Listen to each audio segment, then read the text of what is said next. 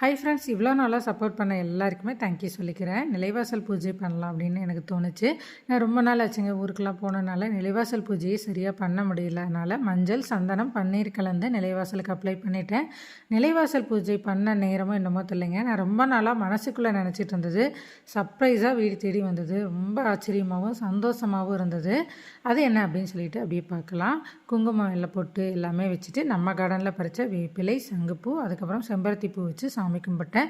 ஊதுபத்தி, சாம்பிராணி இதெல்லாம் நான் காட்டுறது இல்லைங்க. அதனால் சும்மா மட்டும் வழிபாடு பண்ணிட்டேன். எனக்கு ஊதுபத்தி, சாம்பிராணி எப்பயுமே நான் பயன்படுத்துறதில்ல. அதுக்கப்புறம் ஒரு உருளி மாதிரி வைக்கலாம், தென்கிழக்கு மூலையில் வைக்கிறது ரொம்ப நல்லதுன்னு அதுக்கு ஒரு பூ அலங்காரம் வச்சுட்டேன். மேலே ஆகாச கருடக்கிழங்கு கட்டியிருக்கோம் மாவிலை தோரணத்து கூட. அந்த இடத்துல தான் சின்ன மாறுதல் வரப்போகுது. அது நெக்ஸ்ட் வீடியோவில் ஃபுல்லாகவே பார்க்கலாங்க.